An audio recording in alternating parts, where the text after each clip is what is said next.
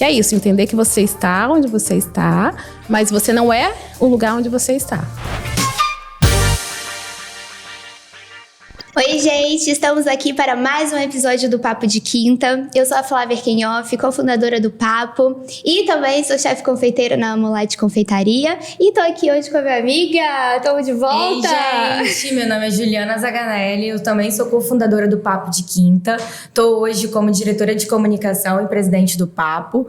Sou sócia da Simpler, que é uma empresa voltada para a propriedade intelectual. E, para quem tá chegando agora, o Papo de Quinta é uma rede de mulheres que a gente visa conectar pessoas, conectar mulheres, falar sobre empreendedorismo e liderança feminina. É com esse objetivo que a gente está aqui desde 2018, né, fazendo Papo de Quinta e começando nosso podcast agora com uma presença ilustre, né, Flávia? Nossa, quem é a nossa convidada? Quem é a nossa convidada? Porque já que você acabou de falar sobre o nosso propósito, nada melhor do que ela para falar com a gente hoje. Primeiro, muito obrigada por ter aceito o nosso convite e vou apresentar para vocês. Josi Santos é administradora, líder em inovação social, trabalhando na elaboração e implementação de projetos com foco em responsabilidade social corporativa, diversidade, inclusão e empreendedorismo. Ganhadora do Prêmio Ser Humano da ABRH Espírito Santo de 2021 pela pesquisa Políticas e Práticas de Gestão de Pessoas voltadas para as mulheres nas organizações do Estado do Espírito Santo. E, além disso, uma das lideranças voluntárias na comunidade Mulheres na Inovação do Estado do Espírito Santo. Então, Josi, temos muito para conversar hoje. Muito obrigada pela presença. Obrigada mesmo por estar aqui e ter aceito o convite, né, Flávia? Foi uma honra. E já vamos começar, assim, conta essa trajetória pra gente, como que acontece, o que você tá fazendo hoje, mas enfim, vamos do início. Muito bom. Então, assim, primeiramente agradecer o convite de vocês, né?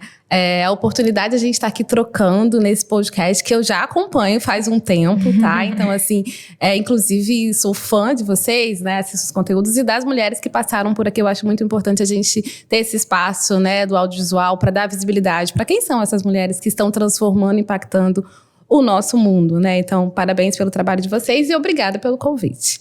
Bem, então contando um pouco da minha trajetória, né? Eu também me emociono quando você conta atrás esse currículo, né? Nossa, caramba, fez tanta coisa.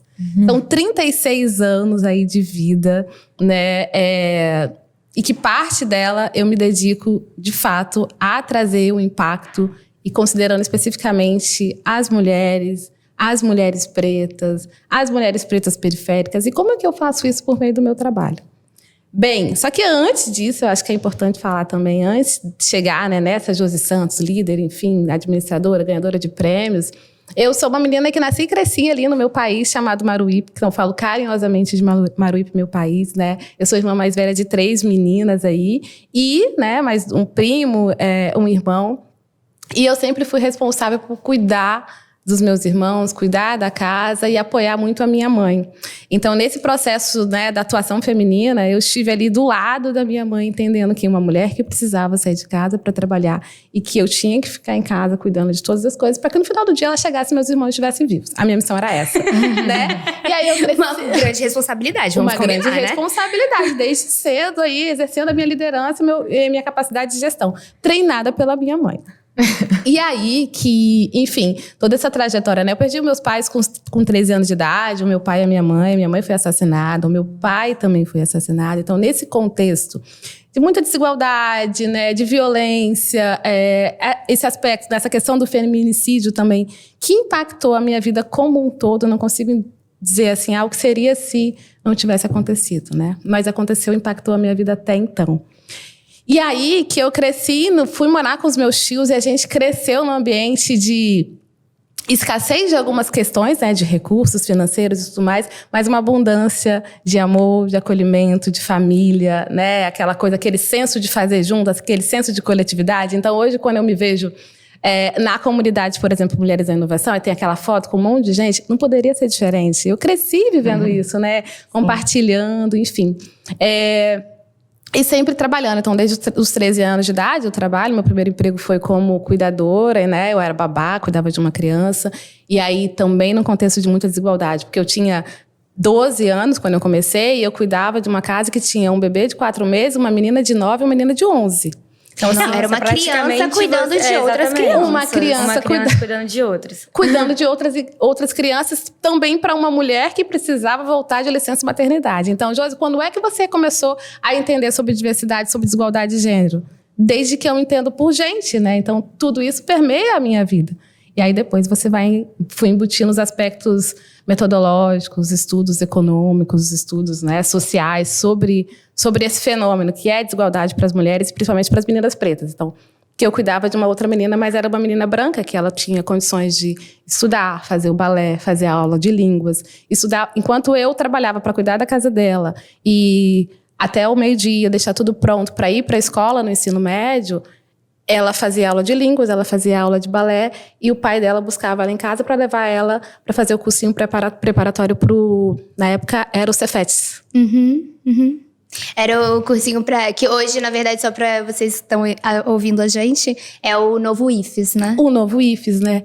Então, assim, o que a gente precisa falar sobre questões de igualdade, de equidade, de gênero, equidade racial? Porque a gente vem desse contexto. E aí, também, por que a gente não dá pra gente olhar somente para o gênero, né? Vamos falar das mulheres.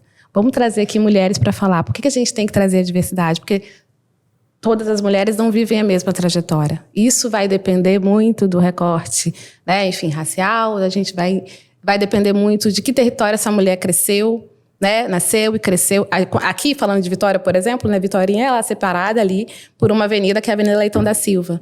Então, existe a história das mulheres que vivem de um lado da Avenida Leitão da Silva e do outro lado da Avenida Leitão da Silva. E como é que essas histórias, né? Enfim, como é que viver nesse território vai impactar a jornada dessas mulheres também. Isso quer dizer que, né, um lado é melhor do que o outro? Não, mas são contextos diferentes. E aí, quando a gente vai olhar, não tem como eu não ir por esse viés, né?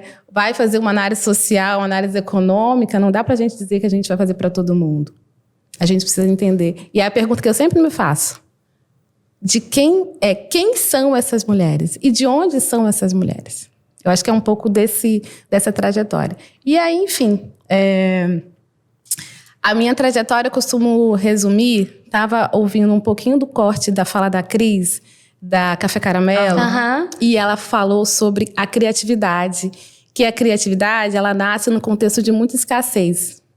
E aí, muito potencialmente, uma escassez, né, enfim, por exemplo, financeira, que vai te fazer impulsionar a você pensar, eu preciso fazer alguma coisa para suprir isso. É o momento da ação, né? Você tem que tomar uma atitude, não importa qual seja, mas você tem que tomar uma ação. E acaba que o movimento leva a outros movimentos, né? Exatamente. E aí, ela trazendo isso, assim, retoma toda a minha trajetória, assim, né? É uma carreira, uma vida, né? Não somente uma carreira, mas uma vida marcada por muita escassez, em que eu tive como fator motriz ali, né? Enfim, a necessidade de pensar em soluções para o problema que eu vivia. Entendendo que, por exemplo, quando eu era cuidadora, babá, eu entendia que aquilo era um momento da minha vida. Eu não era uma babá, eu estava uma babá. E isso foi para minha carreira inteira. Então, hoje eu não sou líder em inovação social. Eu estou. Porque daqui eu quero ir para um outro lugar, né? Estar num outro estágio. Daqui a pouco, coordenadora, CEO. E eu acho que é essa mentalidade, né? E aí, quando você vai para os estudos, né? Enfim, comportamentais, a gente fala de uma mentalidade de crescimento. Que é isso, entender que você está onde você está, mas você não é o lugar onde você está. Inclusive, enfim, falando de aspectos, né, de mudanças econômicas, mudanças sociais, é muito importante que a gente pense dessa forma, porque no mundo em constantes mudanças, com muitos desafios, muitas transformações, a gente se apegar àquilo que a gente está no momento pode nos trazer algumas consequências que não são tão positivas assim, né? Mas também do lado positivo é você pensar que aquilo é o momento e você precisa trabalhar para você avançar nesse estágio. Então, a minha carreira foi conduzida muito nesse processo. Cuidadora, telefonista, daqui a pouco recepcionista de clínica, daqui a pouco operadora, né, analista como operadora de plano de saúde, ao mesmo tempo trabalhando com a família, com os negócios da minha família, que começaram com uma barraquinha que vendia lanche na esquina de casa, né? O meu tio vendendo um pouco de fruta na Kombi, para lá e para cá, a gente indo para o Rio de Janeiro buscar açaí. Então, meu tio foi uma das primeiras pessoas que trouxe açaí para Vitória, né? E começou a comercializar. E o primeiro grande parceiro dele na época era o Bullis. Não sei se vocês conhecem o Bullis. Pois é, então foi um dos primeiros parceiros do meu tio que trouxe o açaí para Vitória. E eu ia junto com ele. Então, a gente saía de Vitória, ia lá na Ceasa do Rio de Janeiro. Então, eu ia com ele, faltava aula, ia 3 horas da manhã, a gente pegava o carro, saía daqui, chegava na Ceasa 8 horas da manhã, enchia a Kombi de mercadoria e a gente voltava no meio do caminho. E aí é uma história assim, óbvio que o Detran não pode ouvir, nem segurança do trabalho. Mas no meio do caminho, por essa rotina ser muito exaustiva, às vezes ele me pedia, eu sentava do ladinho dele assim na Kombi, e ele tirava o pé do acelerador. Óbvio, gente, não pode repetir isso. E aí ele pedia para eu colocar o pé no acelerador para ele descansar um pouco a perna, porque estava viajando, né, virado. E aí eu ficava ali acelerando um pouquinho para ele dar uma descansadinha no pé. E aí hoje em dia, trazendo essa analogia para o meu dia a dia, vem daí trabalhar com aceleração de negócio. Porque ali eu estava junto com meu tio acelerando um negócio que era um negócio da família. Então, eu era a pessoa que tirava a nota fiscal, eu era a pessoa que fazia o fechamento com ele para o pagamento. Você fazia faculdade? Não. Eu aprendia com a vida. O que a gente precisa aprender no dia a dia? Fazer gestão, né? Pensar, e aí gestão de pessoas, como é que você... minha tia, que era tudo concomitante, né? Meu tio, com o negócio dele de polpa de fruta, minha tia com a barraca. Minha tia trabalhava a semana inteira com um caderninho, que tem um caderno que ela tem até hoje. Ela anotava todas as vendas. E aí ela fazia fechamento de caixa, e ela tirava um recurso para poder, né, pagar as contas do mês, comprar as coisas pra gente e reinvestir no negócio. A questão da gestão financeira, né? Assim, que é um grande problema nos empreendedores em geral. E como que ela fazia mesmo sem ter sistema, sem ter planilha, sem ter acesso a essa tecnologia, né? E ela conseguia fazer da forma que adequasse para ela, né? Isso é importantíssimo a gente falar sobre isso. E ela fazia muito bem, assim. A minha tia é uma inspiração de gestão financeira. E é entender que também, assim, hoje num lugar de especialista, é uma mulher que quando empreende, ela não empreende somente para o seu benefício particular do seu negócio. Então principalmente pelo benefício da família. Então vai gerar renda para sustentar toda uma família.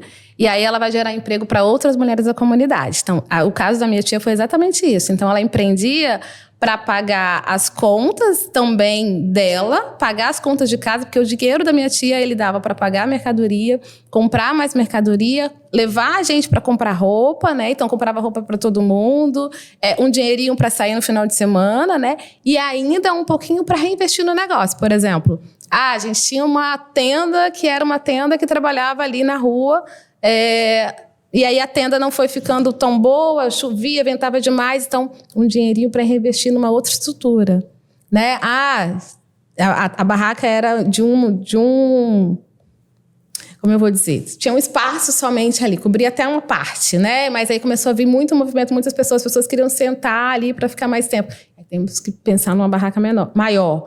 Precisa de um freezer para colocar ali. Então, tudo isso eu via ela fazendo. E essa gestão financeira mesmo, ela parava no outro dia, depois das vendas, quanto que vendeu, quantas coxinhas, quantos cachorro-quentes, quantos Sempre açaí. Pensando em evoluir, né? Sempre pensando em evoluir. E aí foi assim, né? Então, ela trabalhou 5 anos e a gente trabalhando com ela. Então, eu trabalhava fora, chegava às 6 horas, né, do meu trabalho e aí ia ajudar. Então, fazer, na época ainda da vigilância sanitária permitia, a gente fazia os ketchups ali amarradinho. Uhum. Então, eu era a irmã que ia pra casa fazer ketchup, maionese, colocar tudo na sacolinha. Depois ir lá ajudar quando tava na hora do movimento. Aí tinha uma irmã mais nova que ficava com ela o tempo todo, que batia açaí. Então, todo mundo lá de casa cresceu nesse contexto, né? Vendo, principalmente, a nossa história ser transformada por meio da educação. Então, né, a gente estudou e também pelo empreendedorismo. E aí, hoje em dia, eu falo, não tem como eu não acreditar naquilo que eu faço. Porque a minha vida foi transformada pela educação empreendedora, né, por ver, assim, os meus tios investindo nos negócios deles e transformando a realidade. A gente passou a ter acesso a coisas que a gente não tinha, né? Enfim, quando criança, e aí melhora as condições da casa, compra um carro, consegue viajar, né? E sempre pensando em mais, assim. Então, eu sempre pensei em estudar. Então, para mim, o estudo ele sempre veio como uma forma de dar um passo a mais da minha carreira, né? Então, quando eu estava, por exemplo, eu sempre conto, quando eu estava lá enquanto babá, eu tinha uma condição limitante ali, profissional e tudo mais. Então, na minha casa não tinha computador. E aí, eu tinha os empregos de operadora de telemarketing que você tinha que minimamente saber digitação, né? Uhum. E aí, eu peguei parte do meu salário, que na época eu acho que era R$90, e aí investi num curso na Microlins, né? Então, quando tinha Microlins de digitação. E aí, eu trabalhava aos sábados, trabalhava a semana toda, e aos sábados eu ia lá fazer digitação. E aí, fui para essa pizzaria. Então, eu era atendente de telemarketing. Inclusive, né, eu desenvolvi muito da minha questão da comunicação, argumentação de vendas, trabalhando na pizzaria. Foi fazendo um MBA de marketing e tal, comunicação. É ali, você precisa aprender a falar. E eu era uma criança, uma menina tímida, assim, falava pouquíssimo. Não era esse falatório todo hoje. E aí, ali, eu precisava desenvolver essa comunicação. E aí, trabalhando como telemarketing, e eu pensava assim, tá, isso aqui era à noite, todos os dias. Eu não tinha, não ia numa micareta, que na época tinha muito, né? Micareta eu não conseguia ir, porque 3 horas da tarde tinha que ir embora tomar banho. O churrasco das minhas amigas tinha que ir embora, né? Então tinha um limite. E aí eu fui e pensei, não, eu não quero mais ficar nessa condição. Eu quero ter um emprego durante o dia. Era a minha meta. Quero trabalhar no emprego durante o dia. Antes de você evoluir aí, eu queria só te perguntar para visão recorte, assim, né? A gente está falando muito de transformação, como que essa fase te transformou para ser quem você é hoje. Se você pudesse dar, assim, 3 pontos de aprendizado que você trouxe para agora, assim, para sua fase atual, quais seriam esses pontos? Tá, então primeiro, é sempre o estudo. O estudo para mim é uma questão assim, que eu nunca vou parar de estudar, né? Inclusive ontem estava lá, final de semana, terminando de assistir uma aula sobre ESG para aprofundar o conhecimento e tudo mais. Então, o mercado vai mudar e aí eu fico sempre atenta. Qual que é a tendência? Onde eu preciso me adaptar, né? Me atualizar para não me tornar uma profissional obsoleta.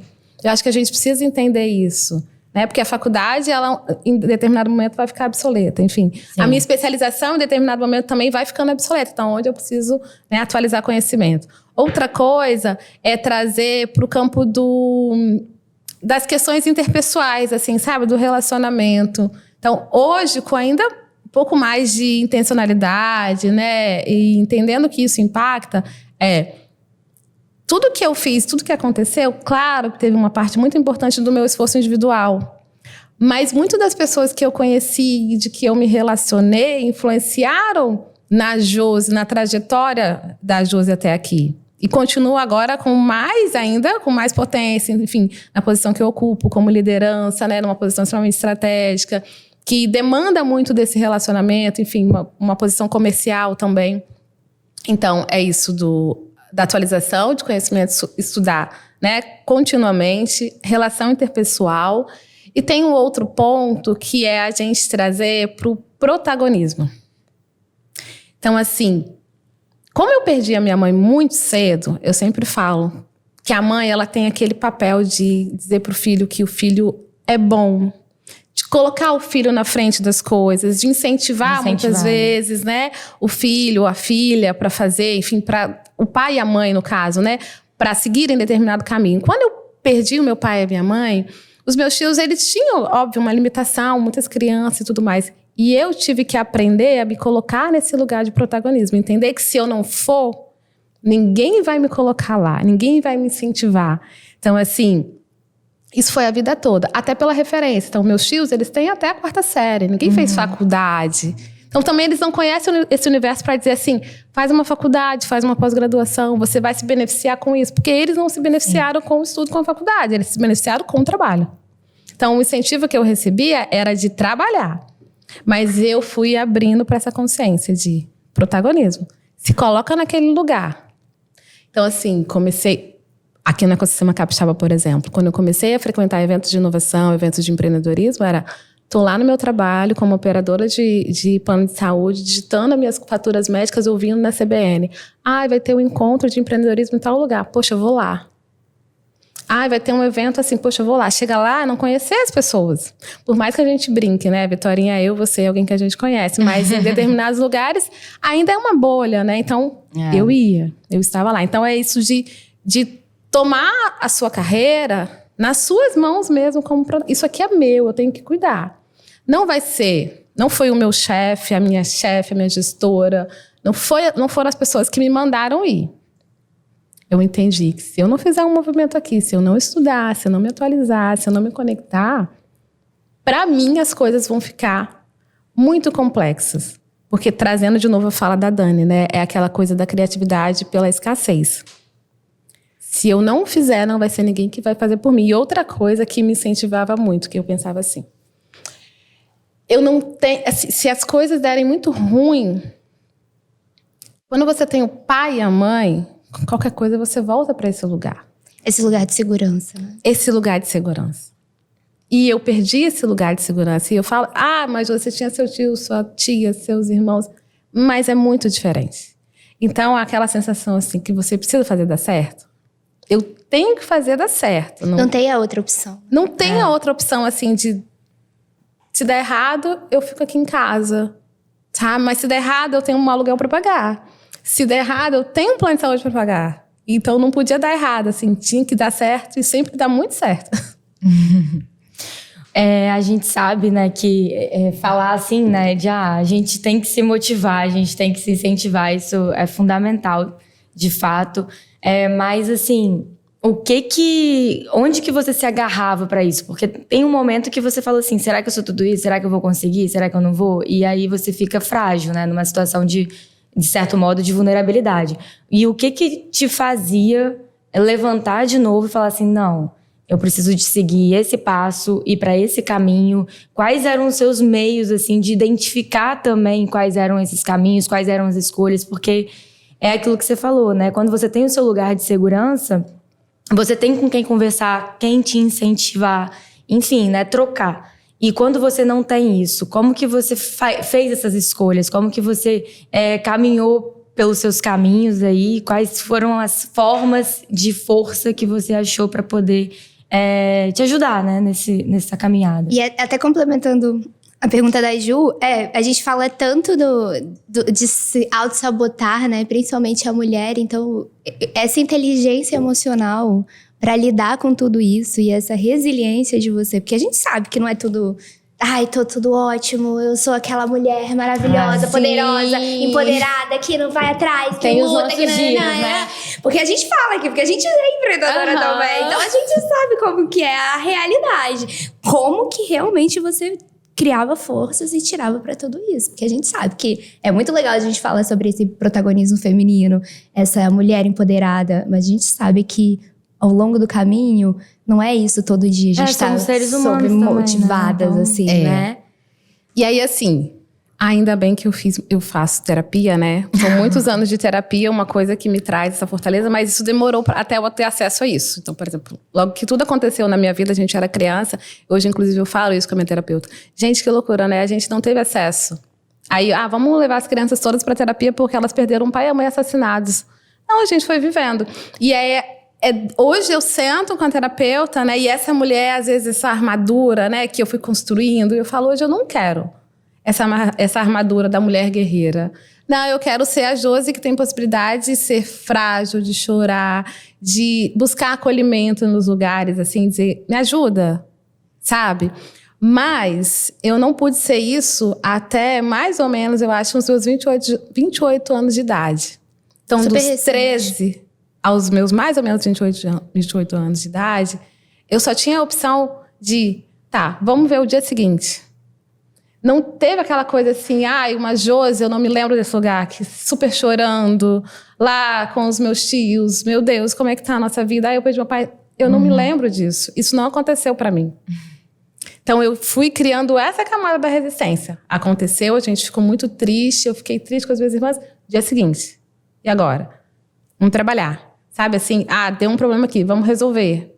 Não tem o Não tem medo de tempo pensar, não tem nem tempo pra isso, né, Não irmão? teve É esse isso. tempo. Foi assim, de 13 anos eu amadureci pra 18, sabe? Assim, aquela Sim. maturidade precoce. E aí depois... Não, a maturidade veio antes. Você já cuidava dos seus irmãos Eu já antes de trabalhar. Então vamos combinar que não foi ali, Não né? foi com 13, exatamente. Foi antes. E aí, o que acontece também? Tem essa coisa, né, dessa resistência e tudo mais.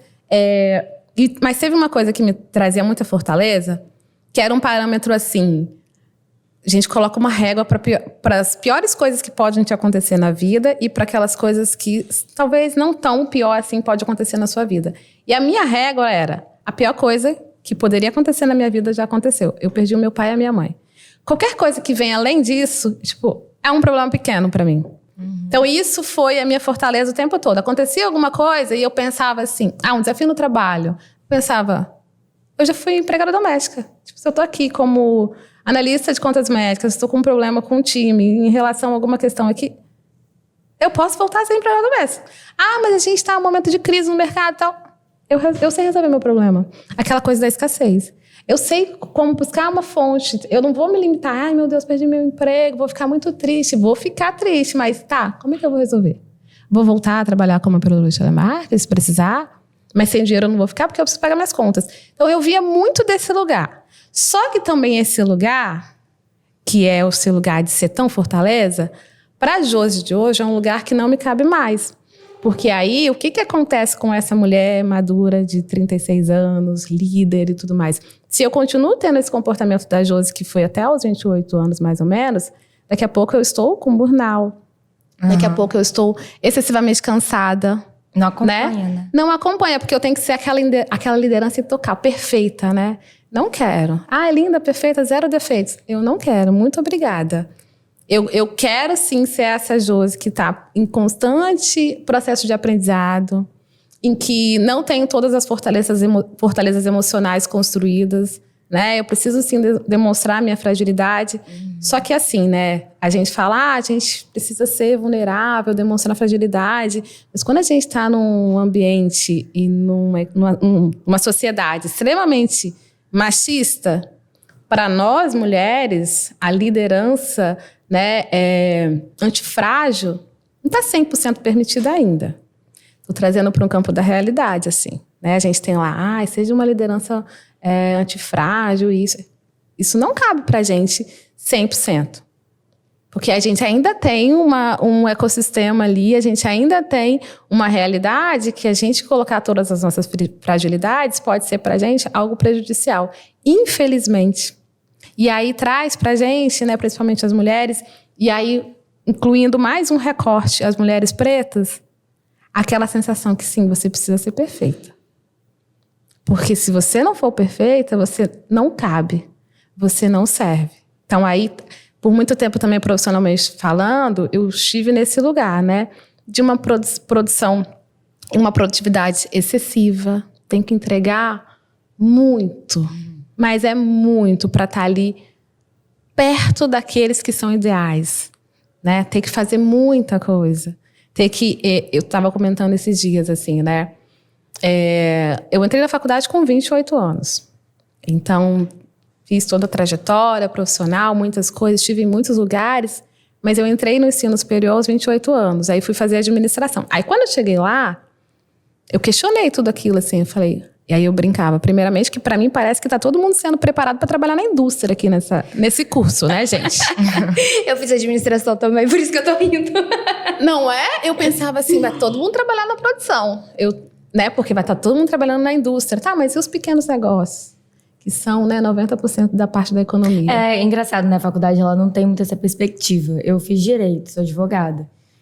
Na minha faculdade ninguém te preparava para ter um escritório, para gerenciar um negócio, para nada, só para concurso público. E olha lá. Para concurso público. Você não sabia nem precificar seu serviço. E aí é isso, aí você traz essa coisa, a sementinha ali do empreendedorismo, né? É o que a gente faz hoje em dia, por exemplo. E a gente faz em parceria com faculdades para trazer. Tudo bem você trabalhar numa grande empresa. Ok, também cada um tem um perfil. Mas se você não quiser, se você quiser ter o seu negócio, se você quiser tiver uma pequena empresa, se você for uma pessoa empreendedora, você vai ter menos valor. caramba, olha o quanto que os pequenos negócios geram de emprego para nossa sociedade. Diferença, né, na sociedade, ali na sua região. Se você tirar o pequeno empreendedor, o MEI ou a microempresa, é a maior parte, né? É a maior do parte. Brasil é a maior parte. Exatamente. Então, assim, e o quanto que esses pequenos negócios são importantes ali nas suas comunidades. Porque eles vão gerar emprego justamente para uma Josi como eu, que vai ser operadora de telemarketing, que não tem condições de trabalhar numa grande empresa naquele primeiro momento. Porque não tem todas as skills ali necessárias para estar lá numa grande empresa, né? Então, o quanto que é importante para a economia daquele local. Para aquela família, assim como a minha. Então, assim, é de um lugar de... Eu vivi isso. Eu sei que é importante. Eu sei o quanto transforma a vida daquelas pessoas. E aí, assim, mas falando sobre esses aspectos da liderança, né? Então, de novo a gente olhar para a nossa fragilidade. A gente precisa ter inteligência emocional, mas a gente ainda não tem uma sociedade que ela está acolhendo as mulheres, que as mulheres podem ser frágeis, as mulheres podem ser vulneráveis nas suas posições. Eu fui aprendendo isso de uma forma também a entender que eu não vou dar conta. Não, e outra coisa, para você ser líder, né, ou para você assumir uma posição de líder, de reconhecimento, de que você está ali apta a exercer aquele cargo que você está, não quer dizer que você precisa de ser uma pessoa rígida, uma pessoa inflexível, uma pessoa que fala grosso, né? Você pode ser feminina exercendo um cargo de liderança. Então, a gente tem muito esse estigma também de, pra gente ter respeito, a gente precisa de se impor de uma forma, né, que é quase masculinizada. E não mas eu acho que foi necessário, nessa história. Porque se a gente tá conversando sobre isso agora, foram essas mulheres que não tinham esse espaço e se masculinizaram para ganhar esse espaço e para ganhar esse respeito, que a gente tá podendo conversar sobre isso agora. Mas eu acho que tá muito na nossa... Às vezes, por exemplo, eu mesmo. Quando eu dava aula... Teve uma época que eu dei aula na fase do mestrado, doutorado. Eu dei aula tanto na Polícia Militar como em algumas faculdades. E assim, eu via como no início, quando eu dava aula, logo quando eu comecei, como que eu me colocava nessa posição. Sabe? Às vezes, de uma forma involuntária. Você nem percebia. Inconsciente, né? Eu já queria, porque meu cabelo hoje tá natural, mas eu fazia luzes, então eu era bem loira. Aí aquele loiro me incomodava. Eu falava, gente, eu não posso, eu tenho cara de criança. Sou mulher, tô com esse cabelo louro, não vai dar certo isso. Aí eu fazia um coque querendo esconder o loiro do meu cabelo, sabe? Pra você se encaixar naquele colocando espaço. roupa preta exatamente, do pescoço até o pé pra... Não, eu preciso de impor respeito. Exatamente, mas não era um medo, um receio seu do... Será que eles vão, as pessoas para quem você tá dando aula, que eu imagino que a maioria sejam homens, será que essas pessoas agora me veem com respeito dessa forma? Exatamente. Ou será que vão me respeitar na posição que eu tô, sendo então, assim, a exatamente. fisionomia mais infantil, colocar o coque pra me deixar mais adulta, pra me deixar mais... Você então, acabou de colocar isso, por que você tá fazendo isso agora. Você não precisa de ter isso, né? Você não precisa de estar nesse caminho para poder se impor, ser mulher, ser líder, tô aqui porque eu mereço estar. Né? Eu acho que tem um ponto, né, que é bem importante falar, assim. A Josi de 36 anos, quando vem para esse podcast, a Josi, ela escolhe ser colorida. Ela escolhe usar uma trança, ela escolhe usar ou não muita maquiagem, né? Eu tenho poder de escolha e eu posso exercer isso. Mas a Josi de 18 anos, por exemplo, uma das minhas primeiras oportunidades de trabalho, quando eu fui selecionada para trabalhar na recepção de uma clínica médica, na Praia do Canto, aqui em Vitória, o primeiro movimento que eu fiz quando a moça me ligou e me deu a resposta da seleção foi pensar, eu preciso achar um lugar para fazer uma escova hoje. Porque é justamente sobre esses estereótipos. Eu não lembro qual foi o ano, né? Não vou fazer uma conta aqui, mas enfim, quando eu tinha 18 anos e você ia para as clínicas médicas daqui da cidade, todas as recepcionistas tinham um padrão. O cabelo era liso, elas eram meninas brancas, então tinham todo um perfil. Se eu fui selecionada para esse lugar, eu tinha que me adequar nesse padrão. Hoje em dia, não. Hoje em dia eu vou com uma trança colorida, o cabelo black e tudo mais, e aí você também tem uma questão. Aí tem uma questão de mercado, tem uma questão da sociedade, mas tem uma questão de posicionamento também, umas coisas mais conscientes. Porque não são todas as minhas amigas, e isso eu não quero dizer assim, que usar uma mulher negra usar o cabelo liso é uma coisa ruim, mas não são todas elas que têm essa autonomia. Elas justamente fazem pra se encaixar. Aí eu já contei aqui algumas vezes, mas eu fui adotada por uma família branca e, obviamente, eu que era fora do padrão. E eu aliso meu cabelo desde os 8 anos de idade. Por quê? Porque eu ia no salão da minha casa, na rua da minha casa, que é na Mata da Praia, e ninguém sabia mexer com o cabelo cacheado. Vamos colocar isso há mais de 20 anos atrás. Então não existia todo esse salão para cabelos crespos e cachos. Não existia produtos, né? Você não ia no supermercado e tinha lá um produto para o seu cabelo crespo enfim, e como que eu percebi, né, agora, porque eu também entrei nessa crise de identidade, né, de tipo, por que eu não deixo meu cabelo natural? E aí eu tentei fazer a transição, e aí eu não me reconheci mais, e ao ponto de bancar, de falar bem assim, porque quando lançou o livro, falaram assim, mas se você alisa seu cabelo, você está negando suas raízes. E aí eu comecei a entrar nesse meu autoquestionamento, né, porque aí, depois lá dos 20 e poucos anos, você entra assim... Por que será que eu tô fazendo isso, né? E aí eu comecei a entender realmente que eu posso ser quem eu quiser. Então, se eu quiser ter o cabelo rosa, se eu quiser ter o cabelo liso, se eu quiser ter o cabelo com trança, se eu quiser ter o cabelo meu black, enfim. Mas qual foi o meu movimento aos 8 anos de idade a querer alisar o meu cabelo? E aí, a ponto de depois não me reconhecer mais, de o quanto eu quero ser encaixada nesse espaço. Exatamente. Porque senão eu não sou vista. Porque senão eu não sou ouvida. Porque senão eu não sou... Literalmente, assim, você não existe nesse mundo, que é a sociedade em si.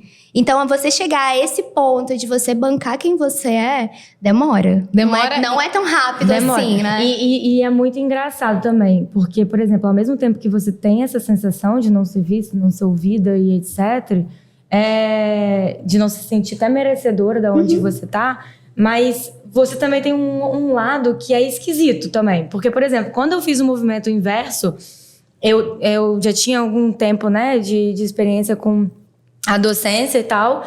E aí eu peguei e falei assim, chega, né? Não vou mais ficar me escondendo atrás de um coque de uma blusa preta. Eu vou me assumir como uma mulher, enfim, né? Como a Juliana. Vou botar meu batom e tá tudo certo. E aí eu comecei a frequentar as aulas assim, né? De vestido, de maquiagem, com cabelo solto e tudo mais. É engraçado porque, assim, eu pensei que fosse assustar mais. Quando eu fiz o movimento, eu pensei que eu fosse ser um pouco, assim, não bem recepcionada.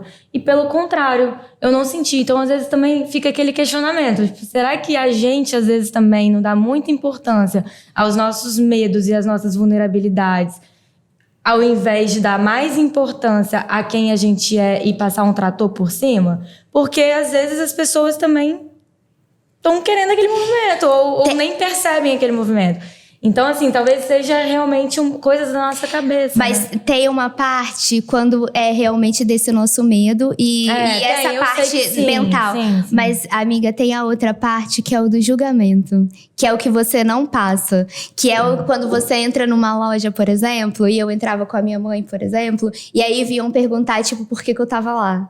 E aí falava assim, é minha filha. Então, essa parte você não vê.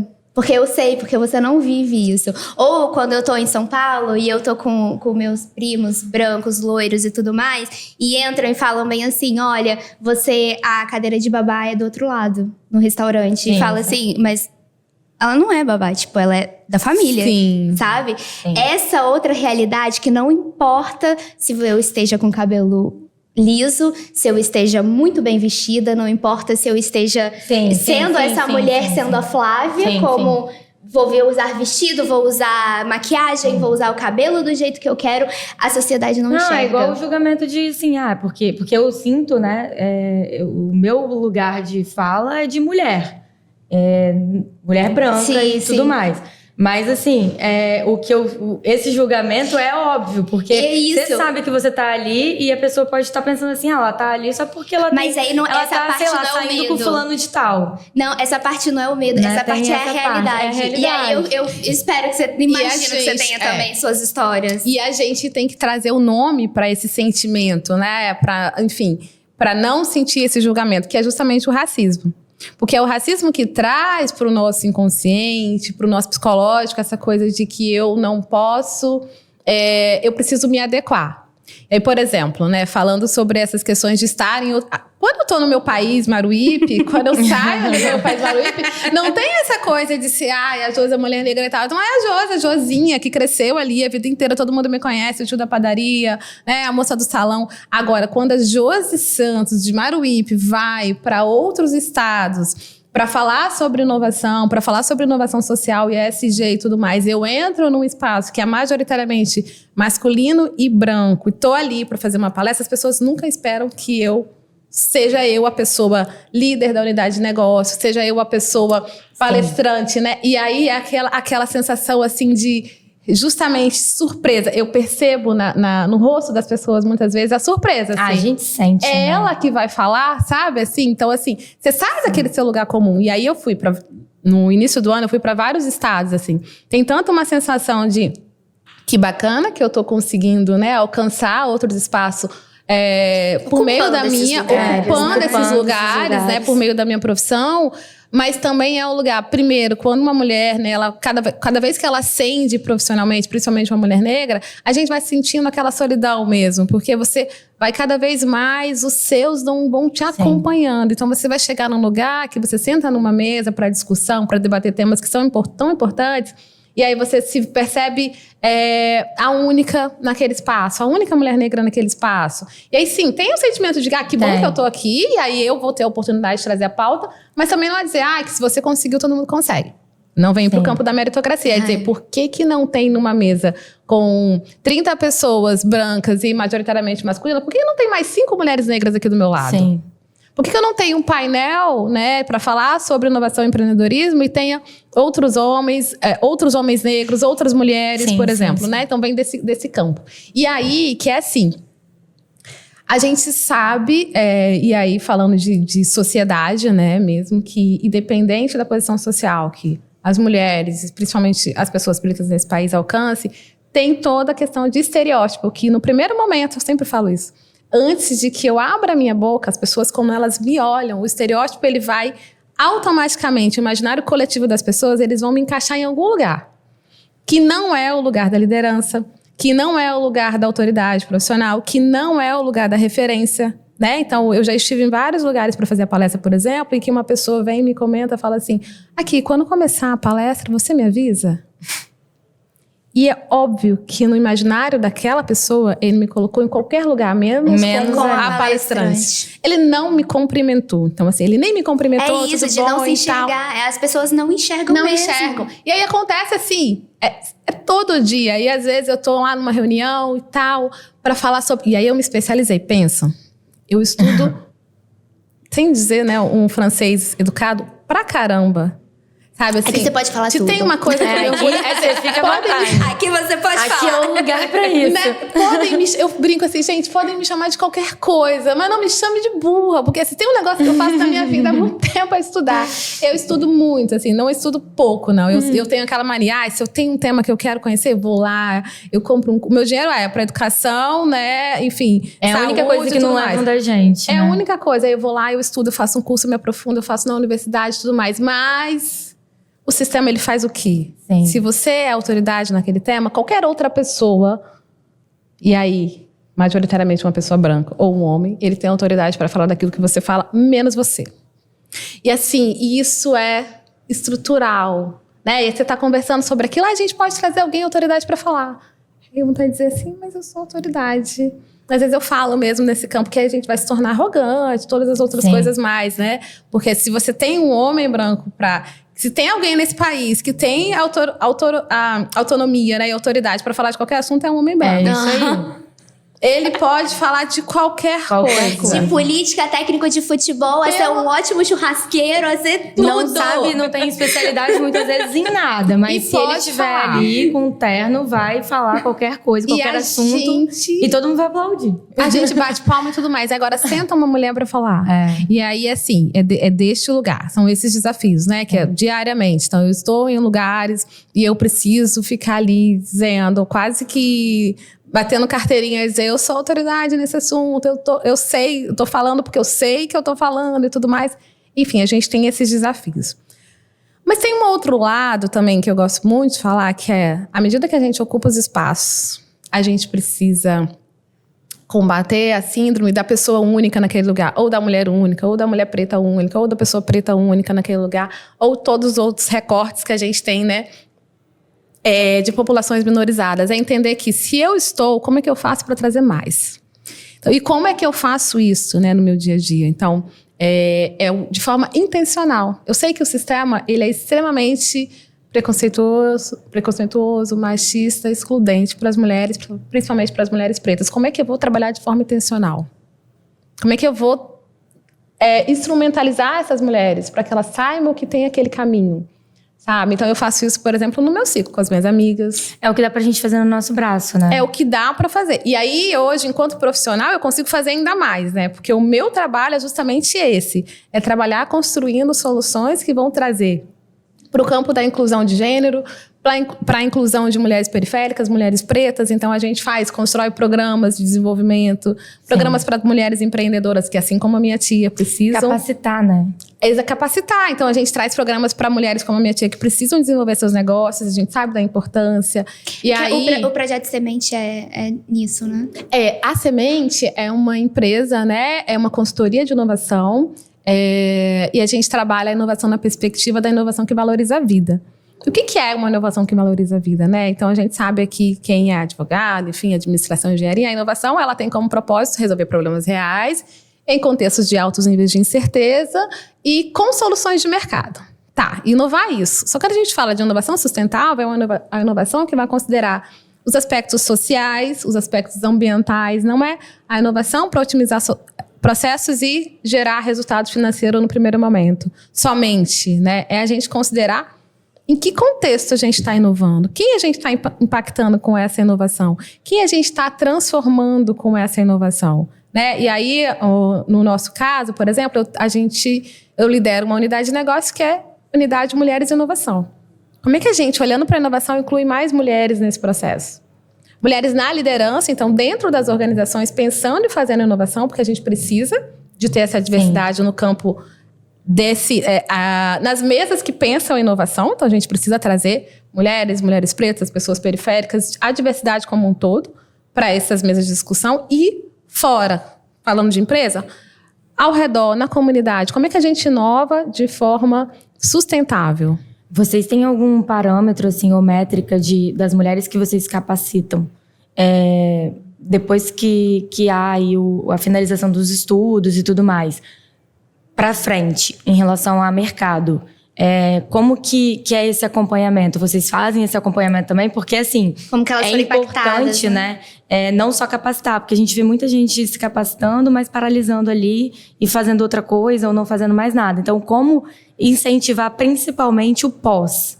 Boa. Pois é, a gente, né, tem esses indicadores de impacto, que é justamente isso, né? Então, tem instrumentos de mensuração, tanto de como elas estão, os estágios de maturidade dessas mulheres, desenvolvimento dessas mulheres, as questões socioemocionais, nos aspectos do negócio também, nos estágios de maturidade dos negócios dessas mulheres, as iniciativas ou projetos dessas mulheres, antes de entrarem nesses programas de desenvolvimento, de capacitação ou aceleração. A gente também mensura isso no pós, então, né? Então, passou por essa jornada de desenvolvimento. Como é que ficou? Qual que é o impacto? Né? E aí, aumentou a renda dessa mulher, aumentou o faturamento do negócio dessa mulher. O quanto que essa mulher socialmente, nos aspectos sociais falando, socioemocionais falando, como que ela se sente mais preparada e mais empoderada para desenvolver o negócio? Porque também tem isso. Sim. Porque não são só competências técnicas, né? Como, por exemplo, a gente fala ali, você pode ter todas as ferramentas, mas num contexto de muita desigualdade, né? Por exemplo, em comunidades de altos índices de vulnerabilidade social, você precisa também se empoderar, e não é se empoderar dizendo que o problema é só seu, mas a gente precisa trabalhar questões socioemocionais nessas mulheres, das pessoas da periferia, por exemplo, né? Para que ela consiga ali desenvolver, manter o seu negócio também. Então, tem esses aspectos. Mas também tem um outro lado que eu acho que é importante falar. Então, a gente, enquanto semente também, né? Eu, enquanto Josi Santos, eu trabalho, né? Me envolvo em projetos que têm como foco gerar emprego e renda para mulheres, principalmente mulheres da periferia aí. Eu acho que quase 10 anos. É um olhar de entender que essas mulheres, elas já possuem potência. Assim como eu, né, gente? Então, não é nem de um lugar assim, essas mulheres, como se fossem pessoas extremamente diferentes do que eu conheço, do que eu vivo, né? Tem potência ali, sabe? Já tem inovação ali. Sim. Então, é bem nessa... A sua tia. A minha tia, sabe? Assim, tirar aquele pensamento colonizador do tipo assim, a gente vai para aquele lugar, a gente vai levar as coisas para aquelas pessoas porque elas não têm. E aí, isso sempre é a minha bandeira quando eu comecei a sentar nas mesas, né, de inovação aqui no estado, assim, porque as pessoas falavam muito nesse sentido de a gente precisa levar isso para as pessoas lá. Eu falei, vocês já foram lá? Lá. Sabe, aquele lá que é Lá, lá, tão distante que é só você lá aqui pra atravessar a perto, né? avenida. Vocês já foram lá? Vocês já conversaram com aquelas pessoas? Com aqueles jovens? Sim. Sinceramente, eu acho... Inclusive, quando a gente fala tanto de desenvolvimento de negócio quanto de desenvolvimento de carreira, coloca um jovem desse na sua empresa, dá oportunidade para ele e veja a mágica acontecer. Sabe por quê? Esses soft skills que a gente fala tanto, eles já nascem sabendo. Vocês. Porque a gente não pode nem se incluir nessa. Mas desse lugar. A história já vai colocando. Então, essa coisa do não tem tempo ruim, que você tem que ser safo não dá pra parar e chorar hoje e amanhã Exato. eu tenho que resolver. Isso é o que a gente precisa em qualquer lugar. Então, essa coisa de, teve um problema, travei, não sei o que faz. Esses jovens conseguem vai. E teve um tempo que eu fiz, logo no início, né, 2020, no início da pandemia, fiz uma live uma vez falando sobre as soft skills, né? Vamos falar sobre soft skills e tal. Essa palavrinha que fica tão difícil, parece uma coisa que as pessoas não têm, né? Competências socioemocionais. E competências socioemocionais, você não aprende lendo um livro de inteligência emocional. Você aprende vivendo. Competências socioemocionais são aprendidas vivendo, passando pelos desafios. Você vai aprender sobre comunicação? Se comunicando. Você vai aprender sobre liderança? Liderando um projeto, que seja na sua escola, seja na sua igreja, seja na sua comunidade. E aí, a gente teve a pandemia. Né? É a prática, a gente teve a pandemia. Gente, o quanto que os jovens lideraram projetos para conseguir mantimentos para suas comunidades, o quanto que as mulheres. E aí a gente tem que dizer quem é que liderou movimentos para trazer todas as questões assistenciais ali para as mulheres e para as comunidades. Foram as mulheres, principalmente as mulheres periféricas. Então eu tenho ali, né, na minha rede de amizades, lideranças incríveis que pensaram em soluções de como é que a gente vai fazer aqui, trazer uma campanha de vacinação aqui para a comunidade, como é que a gente vai conseguir também cestas básicas, como é que a gente vai produzir máscara para todo mundo. Isso é liderança, é sobre você pensar em um objetivo que você tem que alcançar, mobilizar as pessoas, aí você vai fazer um processo seletivo na empresa, aí a gente vai fazer uma capacitação aqui em liderança, porque a gente precisa desenvolver competência de liderança. E aí, você pensa assim, quem é que tem essas competências? Pega um menino da periferia, pega uma menina da periferia, coloca ela para trabalhar aqui. E aí, vamos também reconhecer essas competências, sabe? A gente fala, por exemplo, em diversidade, né? Eu sempre fico, quando você tem algumas mesas que você não tem ninguém que é da periferia falando sobre diversidade, que a gente vai dar oportunidade para esses meninos e tudo mais.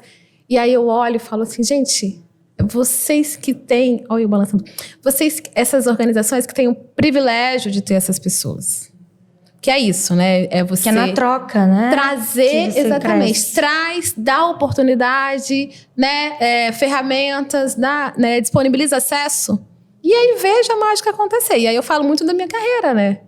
Porque comigo acontece assim, aconteceu dessa forma. E com outras pessoas também. Então, e aí falando de diversidade é isso. Voltando, falando ao tema, né, diversidade e inovação. Por que a gente precisa ter pessoas diversas, pessoas de experiências diversas, né, com pensamentos diversos, para poder, de fato, pensar soluções. Porque, principalmente, diferente da época das nossas mães, dos nossos pais... mas por que sempre foi assim? Naquela época, a gente não tinha uma população consumidora muito consciente. Tão consciente como a gente tem hoje. Hoje em dia, quem fala sobre as questões de a condição da mulher, as condições raciais no Brasil, saiu do campo acadêmico. Porque antigamente sempre teve esse debate, mas muito no campo dos movimentos sociais, no campo acadêmico.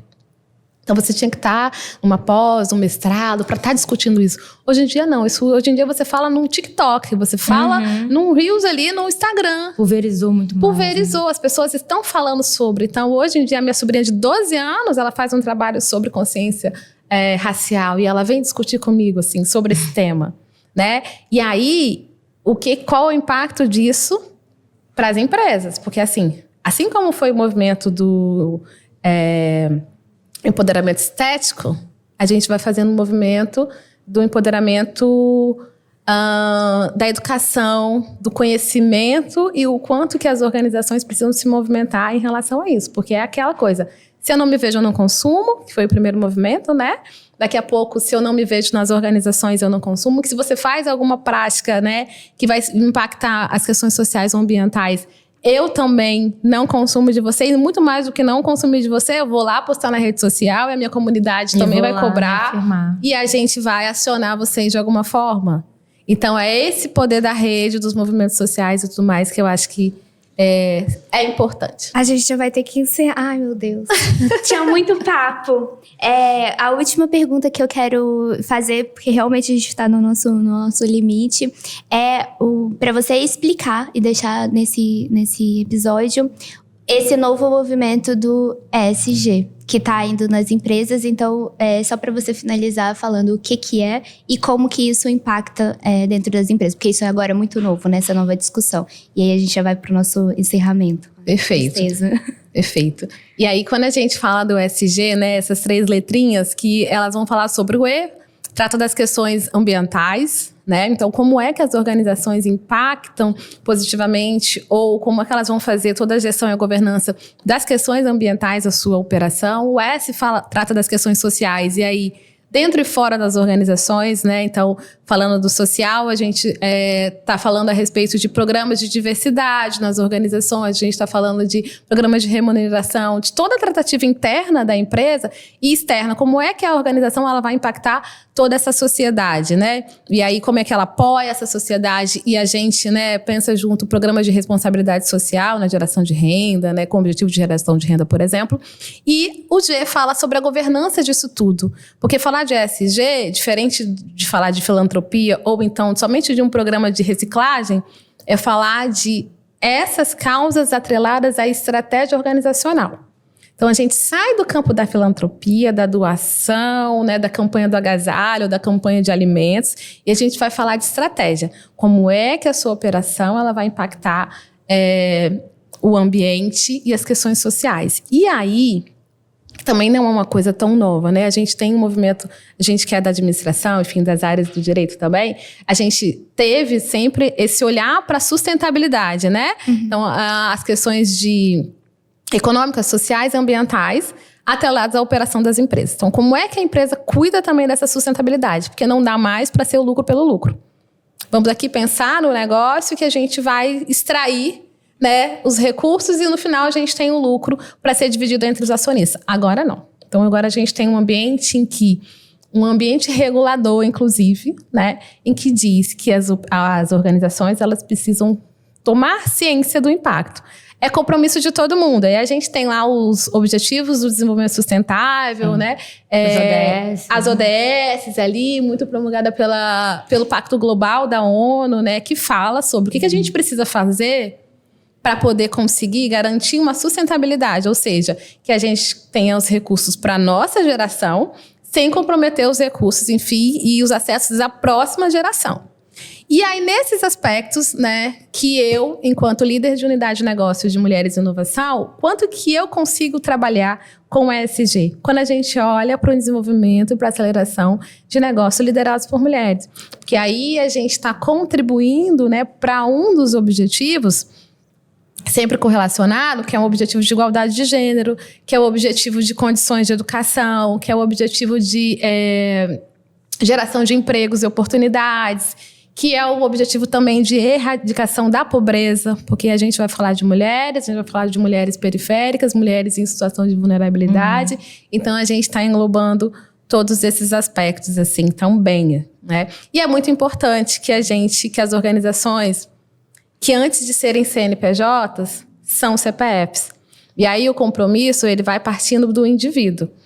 O quanto que eu, enquanto pessoa física, estou consciente do impacto que eu também causo na sociedade. Qual que é a parte? Eu sempre brinco assim, né? A gente tem muitos problemas a serem resolvidos enquanto sociedade. E se cada um pegar um para resolver, eu acho que a gente consegue chegar no nível de igualdade. Consegue mudar muita coisa. E aí eu brinco que eu peguei sabe? Assim, eu peguei alguns ali, né? As questões de igualdade de gênero, igualdade racial, né? E entendi que, o quanto que eu vou dedicar a minha vida, que é breve, né, gente? Vamos colocar assim, se a gente vai... Se eu for viver 90 anos na sociedade, é muito breve. O quanto que eu vou dedicar a minha vida a conseguir contribuir em condições melhores, né? Para as mulheres, para as meninas, principalmente para as meninas pretas e para as meninas da periferia. Então, é um pouco sobre isso, assim. E tem muitas coisas que outras pessoas podem pegar, de ambiental e todas as outras coisas mais. Perfeita. E a gente tem, antes de finalizar também, a nossa sacada de ouro. Exato. Que é o nosso fechamento. O que você deixaria pra gente aqui hoje? De tudo que a gente conversou, de tudo que a gente falou em uma frase. Qual é a sua sacada de ouro? Sua sacada de ouro. Finalizar esse episódio. Ai, gente, assim, eu acho que tudo que a gente falou sobre, né, sobre transformação, sobre impacto, a minha sacada de ouro é a gente viver uma vida com protagonismo, assim, sabe? É você tomar a sua vida e a sua carreira nas suas mãos. Então, não demandar para ninguém. Pega tudo isso que você tem aí de potência, coloca nas suas mãos e pensa, o que eu vou fazer de melhor com isso para a vida, né? Não só para o trabalho, assim, sabe? Mas para a vida, para as pessoas, para a minha comunidade, para a minha família e principalmente para você. Então, viva mesmo, sabe? Tem uma outra frase que eu ouvi de um discurso da Beyoncé numa formatura de estudantes universitários. E que ela falou assim, eu até fiz um post uma vez no meu Instagram. Ela falou assim, construa seu palco e faça com que vejam vocês. Às vezes, a gente fica querendo estar no palco das outras pessoas. E é assim, constrói o seu palco. Constrói a sua história. Constrói a sua carreira. E aí vai ficar muito difícil das pessoas não te verem de alguma forma, sabe? Assim, o quanto... E aí, de uma coisa não só de... um protagonismo egóico, sabe? Assim, mas um protagonismo para servir como referência, de legado mesmo, assim, nesse sentido. Reflete aquelas coisas boas pro mundo, sabe? Eu acho que é um pouco disso, a minha sacada. Maravilhosa. E, Josi, onde que a gente encontra? Nas redes? Pode aí aí seu contato. Pois é, então o Josi Santos está lá no Instagram como Inovação Josi. É porque mudou recentemente, né, gente? Tem toda essa coisa de posicionamento. Eu sou meio acostumando com essa nova vida. E aí, Inovação Josi Santos também lá no LinkedIn. Tem meu e-mail, né? Enfim, como faziam os incas e os maias, né? Temos os e-mails, tem todas essas fontes de contatos também.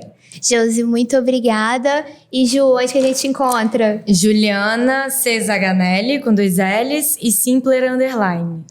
Bom, e vocês me encontram no @Flavitia e no Amolite Confeitaria. Também temos que deixar nosso agradecimento aqui, porque estamos usando o nosso estúdio, né, aqui do Hub da FUCAP, então muito obrigada. E o mais importante, vocês encontram a gente no papo.de.quinta. Então curtem, comentem, compartilhem, que a gente ouve tudo que vocês estão falando, que é pra isso que a gente tá aqui. Vamos discutir sobre os assuntos. E todos os dias faça a diferença.